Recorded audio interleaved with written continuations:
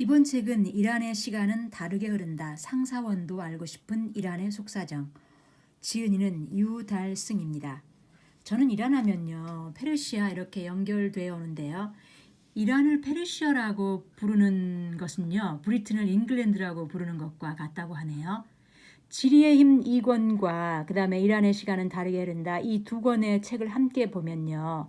1935년 이란이라는 국호를 공표하기 전까지는 이란의 국명은 페르시아였는데요. 인구의 40%가량을 차지하는 소수민족을 고려해서였다고 하네요. 이란은 현대의 공식 명칭이고 페르시아는 고대 왕국을 지칭하는 단어로 알려지게 되었다는 것입니다. 그럼 페르시아어는 이란어일까라는 질문에 그럴 수도 있고 아닐 수도 있다고 답하는데요. 페르시아어는 인도 이란어파의 하부 어군인 서부 이란어군에 속한다는 것입니다. 이란이라는 개념이 페르시아보다 훨씬 광범위하고 이란에는 페르시아인뿐만 아니라 다양한 비페르시아인이 살고 있고 앞으로도 그럴 것이다라는 유달승 저자의 말을 잘 기억해 둬야 할 것 같습니다. 이 책의 저자는 1979년 이슬람 혁명 이후 외국인으로서 최초의 박사 학위를 받았고 이란에서 교환 교수로 활동했고 현재는 한국에서 페르시아어 이란학과 교수로 재직 중이라고 합니다. 중동 이슬람 관련 많은 저서와 번역서들이 있는 중동 전문가네요. 책날개 부분을 보면요. 이 저자는 어린 시절 텔레비전에 비친 이슬람 혁명을 보면서 이란이라는 국가에 대해 호기심을 느꼈고 세계 대부분의 국가와 다른 길을 걷는 이란인들의 삶과 이야기가 궁금해져서 남들이 하지 않는 분야를 전공하면 자리 잡기도 쉬울 것 같고 할 일도 많을 것이라고 생각해서요. 이런 지적 호기심을 채우고 미개척 분야에 도전하고 싶어 이란학을 전공했다고 합니다. 저는 그 정치적인 부분은 항상 변화가 많기 때문에 오히려 역사, 지리, 사회, 문화적인 면에 더 중점적인 이야기를 해볼까 하는데요. 저자의 경험이 글로 잘 녹여져 있어 글의 전달력이 편하게 느껴졌습니다. 이란하면 우선 이슬람, 석유, 천연가스, 호르무즈 해협, 이란 이라크 전쟁, 시아파, 페르시아 카펫, 테러, 미국과 적대국가, 그리고 영화 300, 그 다음에 서울에 있는 테헤란로 이런 등등이 떠오르는데요. 먼저 지리의 힘 2권에서요. 그 제목을 붙인 양날의 검이라고 표현한 이 호르무즈 해협은 그 유달승 저자가 자세하게 설명을 해 주었는데요. 그 지도를 보면요. 그 이란과 오만 사이에 위치한 이 호르무즈 해협 길이가 167, 그다음에 폭은 33km에서 그다음에 96km까지 길목에 따라 다르지만 가장 좁은 곳은요. 수심 등을 고려하면 실제로 선박에 운행 가능한 폭은 10km 정도이고 선박 간의 충돌 그 방지 분리대를 제거하면 실제 운항 가능한 그 항로는 더욱 좁아진다고 합니다. 이곳은 이란법상 이란의 영해인 것이죠. 자, 그럼 호르무즈 해협 양쪽에 있는 이란과 오만의 관계는 어떨까요? 이 부분이요. 지금 여기 호르무즈 해협, 여기가 지금 오만이거든요. 이 두 나라의 관계는 어떨까요? 중동에서 가장 가까운 나라라고 합니다. 두 나라 모두 호르무즈 해협에 대해 전략적인 이해 관계를 가지고 있고 고대 그리스 역사가 헤로도투스는 오만을 이란의 14번째 주라고 기록했다고 합니다.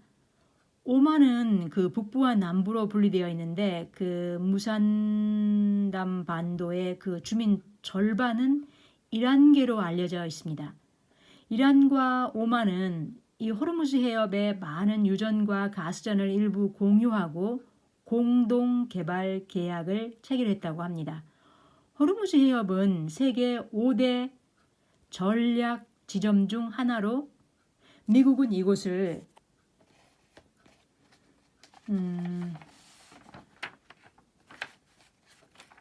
그 세계에서 가장 중요한 관문으로 규정하고 있습니다. 그럼 세계 그 5대 전략 지점은요. 호르무즈 해협, 말라카 해협, 그 다음에 바르엘만데브 해협, 그리고 수에즈 운하, 파나마 운하입니다. 지금 이 호르무즈 해협은요, 그 전 세계 원유 생산량의 5분의 1이자, 그 다음에 전 세계 원유 수송량의 3분의 1이 이곳을 통과한다고 하네요. 자, 다만 이란은 미국과의 갈등이 고조될 때마다 호르무즈 해협을 봉쇄하겠다고 위협해 왔지만 실제로 봉쇄된 적은 없었다고 합니다. 그 팀 마샬의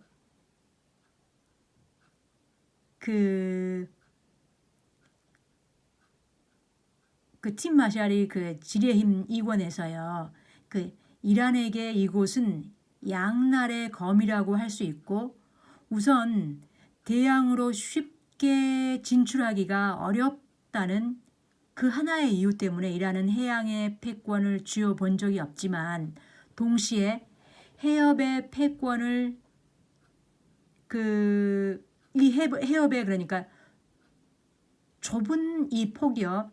이 폭은 이란이 다른 모든 국가에게 그곳을 폐쇄하겠다고 위협할 수 있다는 것을 의미하며 이것이 이란이 내놓을 수 있는 패이고 이 나라 정권은 그것을 비장의 카드로 써볼 만하다고 생각할 수밖에 없다고 설명합니다.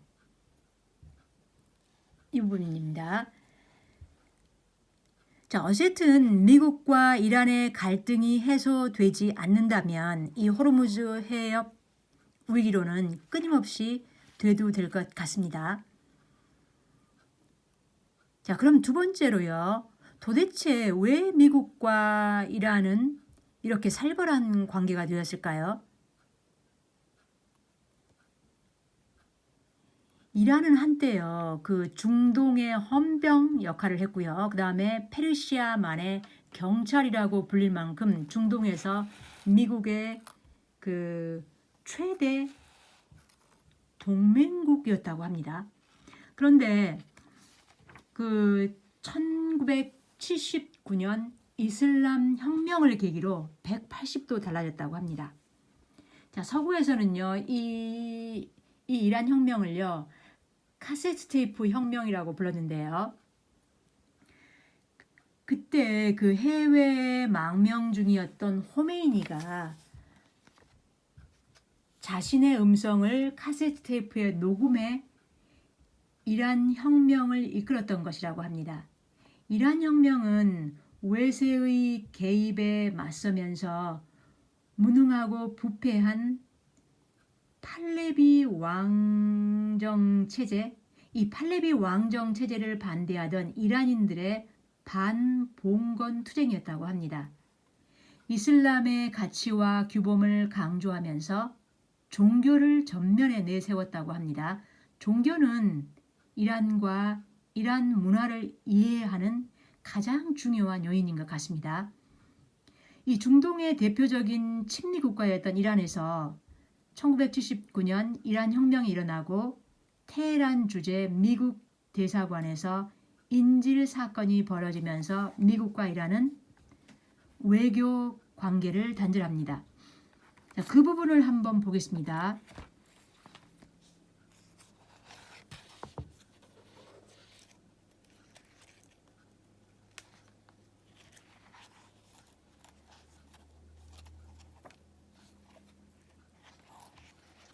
자, 그때요. 미국 대사관 인질 사태는요. 이슬람 혁명 이후 반혁명 음모와 같은 혼란스러운 이란의 국내 정세 속에서 발생한 것이었는데요. 1979년 그 췌장암 치료를 받기 위해 팔레비 왕조의 마지막 왕인 그 모함마드 레자 샤가 미국으로 망명하자 그의 측근들이 미국으로 모여들기 시작했고, 그래서 대학생들이 그 모함마드 레자 샤뿐만 아니라 그를 이란으로 인도하기를 거부한 미국에 대한 규탄 시위를 벌이다가 결국에는 이란 주재 미국 대사관에 담을 들어가 점령했고요. 그 다음에 대사관을 점령한 시위대는 여성과 흑인 군인은 곧바로 풀어주었지만 백인 남성 52명은 인질로 삼아 444일간 억류했다고 합니다. 이 사건은요, 그 미국의 해외 공관이 점령된 최초의 사건이자 미국인에 대한 최악의 인질 사건 가운데 하나로 손꼽히고 있고요. 미국은 이를 계기로 1980년 4월 이란과 단교를 선언했다고 합니다. 그러니까 40년이 넘게 지났지만 상황은 지금도 크게 바뀌지 않았다는 것이죠. 자, 그렇게요. 이 사건을 계기로 그러니까 미국과 이란의 관계는 180도 달라져 버린 것이죠. 자, 그리고 그 다음에 그들의 덧붙여서 이 이란과 사우디아라비아는 그 전통적인 그 경쟁 관계로 알려져 있지만 이 양국 관계가 악화된 직접적인 계기는 바로 이 1979년 이슬람 혁명이었다고 하네요. 그리고 또 트럼프 때는 그 중동 정책에 있어서 친이스라엘 일방주의를 펼쳤습니다. 이란에 대한 그 적대 정책으로 이란을 고립시키고 더 나아가 반이란 연대를 확대시키기 위해 이란 핵 협정을 일방적으로 탈퇴했습니다. 자, 이제는 이란은 그러니까 이스라엘과도 그 다음에 사우디와도 적대 관계에 있는 거죠. 그러니까 이란은 시아파의 종주국이고 사우디아라비아는 수니파의 종주국입니다. 그러니까 이 두 나라는 사사건건 대립하고 있는 이유이기도 하고요. 그 다음에 지리의 힘 이권에서요. 이란과 사우디를 동시에 읽어보면 이들의 관계를 흥미롭게 비교해 볼 수가 있습니다. 자, 그럼 그 다음 궁금한 사항이요. 그 영화 300에 대한 오해와 진실은 무엇인지, 그 2007년에요. 그 아흐마디 네자드 그 이란 대통령이요. 신년사에서 서구 열강들이 영화를 통해 이란의 이미지를 노예로 만들었다면서 그 심리전과 선전수법으로 우리 국가의 발전을 방해하려 하고 있다. 이렇게 지적을 했거든요. 자, 그럼 그 영화 300에 대한 이 저자의 설명을 한번 다시 책으로 한번 들어가 보겠습니다. 자, 그때 그 문화수석이요. 미국이 심리전의 일부로 이란의 문화를 겨냥하고 있다면서 그 이란 문화와 이슬람 혁명의 가치를 훼손하려는 의도로 이 영화가 제작되었다고 공격했고요. 이 영화를 둘러싸고 논쟁이 확산되자 그때 워너 브라더스가 공식적인 입장을 밝혔습니다. 300은 그 프랭크 밀러의 그 만화의 영감을 얻어 제작된 것이며 역사적 사실은 느슨하게 차용했을 뿐이다. 제작사는 관객들에게 재미를 주겠다는 단 하나의 목적을 위해 이 영화를 만들었다. 결코 다른 나라의 민족성이나 문화를 깔보려는 것도 아니고 정치적 계산이 있는 것도 아니다. 자, 그러나 이것은 결코 단순한 문제가 아니었습니다. 자, 이 300은요. 기원전 480년 제3차 페르시아 전쟁의 그 테르모필레 전투를 소재로 한 전쟁 영화거든요. 이 영화에서는 그 페르시아인이 흑인으로 나오고 페르시아인 군대는 괴물로 묘사되었습니다. 하지만 중요한 것은 이런 것들이 아니었습니다. 이 영화는 제3차 페르시아 전쟁의 성격을 민주주의와 전제주의의 대립으로 묘사하며 역사상 가장 위대한 300명의 전사가 100만 대군에 맞서 자유와 정의를 위해 죽었다는 정치적 메시지를 전달하고 있었습니다. 그러니까 페르시아 전쟁은 사실상 지중해를 둘러싼 지역 패권 전쟁이었는데 말이죠. 자, 그래서 이 엄청난 흥행에 성공한 이 300은 단지 영화의 차원을 넘어 이데올로기를 만들었다는 것이죠. 자, 그러면요. 그 다음에 이 서울의 테헤란로 왜 이란의 수도 이름을 따서 지었을까요? 그 이란, 그 한국과 이란은 그 1962년 수교 이래 우호적인 관계를 유지했고요. 그 다음에 67년 이란 주재 한국 대사관이 설치되었고, 그리고 69년 우호 조약이 체결되었으며, 그 다음에 1975년 한국 주재 이란 대사관이 설치되었다고 합니다. 그러니까 1977년 서울과 테헤란에 그 MOU가 체결되면서 서울에는 테헤란로가, 그 다음에 테헤란에는 2003년에 서울공원이 조성되었다고 합니다. 그러니까 서울과 이란에 이렇게 유일하게 외국 도시명을 붙인 길과 공원이 있는 것이죠. 자, 그러면요, 그 1980년에서 88년 그 이란 이라크 전쟁 시기에 북한이 이란의 군수품을 지원하면서 정치 군사적인 동맹 관계를 강화하자 이란은 우리와 불편한 관계가 되기도 했는데요. 그러나 이란은 한국과 한국인을 좋아한다고 합니다.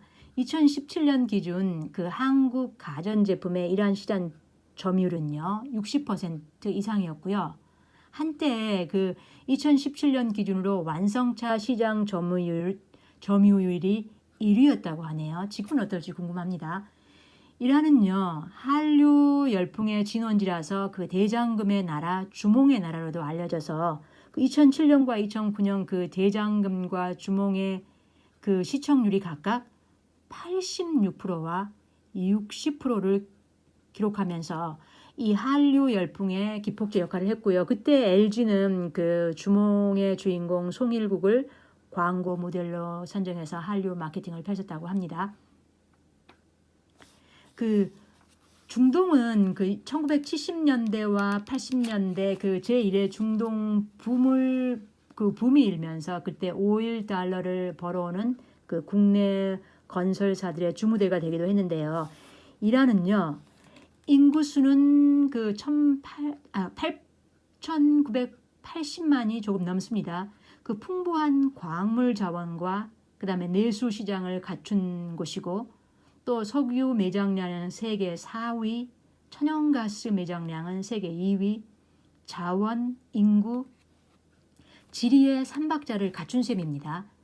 2050년이 되면요. 무슬림의 인구는 세계 인구의 3분의 1인 약 28억 명이 될 것으로 추정되고요. 그 인구 증가율이 높은 이유는요. 종교적으로 낙태와 피임이 금지되기 때문이고요. 인구의 53%가 25세 미만이라고 합니다. 성장 잠재력이 높은 젊음의 땅이라는 것이죠. 덧붙여요. 교육열이 상상을 초월한다고 합니다. 이란 이라크 전쟁 중에도 학교 문을 닫지 않고 수업을 진행했고요. 코로나19 위기 속에서도 정부가 가장 심혈을 기울인 곳이 교육 문제 해결이었다고 합니다. 결과적으로 다시 한번요. 이 인구, 자원, 지리의 삼박자를 갖춘 잠자는 용이 아닐까 싶네요. 이란과의 외교가 우리나라 입장에서 보면 더더욱 중요할 것 같습니다. 자, 그러면요. 그 외에 그 흥미진진한 매력적인 내용은 많지만 아주 사소한 것 기억해야 할 몇 가지를 또 한번 보겠습니다. 그 엄지를 지켜 세우는 그 엄지척은 이란과 중동에서는 심한 욕이라고 하니 조심해야 할 것 같습니다. 그 노르즈는요. 그 이란의 가장 큰 명절로 그 희망과 갱생의 의식으로 새로움을 강조한다고 합니다. 그 페르시아어로 새로운 날, 새로운 시작이라는 의미인데요. 설날 축제인 것이죠. 이란인들은 그러니까 충분히 시작되면 13일간 신년맞이를 한다고 하는데 그 외 터키, 이라크, 인도, 아프가니스탄, 그 중앙아시아 국가 등 페르시아 문화권에서도 휴일로 지정되어 축제가 벌어진다고 합니다. 노르즈는 유네스코 인류 무형 문화유산으로 등록되었고요. 2010년 유엔 총회에서 국제적인 봄 축제로 인정받았다고 합니다. 자, 그리고요. 그 다양한 이란인을 하나로 묶는 중요한 문화 자산은 페르시아의 시와 문학으로 이란인은 시와 시인을 사랑하는 민족으로 거리 곳곳에서 남녀노소 할 것 없이 누구나 시를 읊는 그런 모습을 쉽게 볼 수 있을 정도라고 합니다. 세계 최고의 신비주의수인 그 루미, 사디 그리고 하페즈는 이란인들이 가장 사랑하는 서정 시인이고요. 그 미국 뉴욕의 유엔 본부 입구에는 사디의 시 그 아담의 후예가 걸려 있다고 합니다. 바로 이 책의 이 표지가 바로 유엔 본부 입구에 걸려 있는 사디의 시입니다. 자, 그러면 이 사디의 시를 읽으면서 이번 북리뷰를 마치겠습니다. 이 책의 책날개 부분에 나와 있는데요. 인류는 한 몸, 한 뿌리에서 나온 영혼, 내가 아프면 나도 아프다. 그렇지 않다면 우리는 사람도 아니지. 네, 끝까지 들어주셔서 고맙습니다.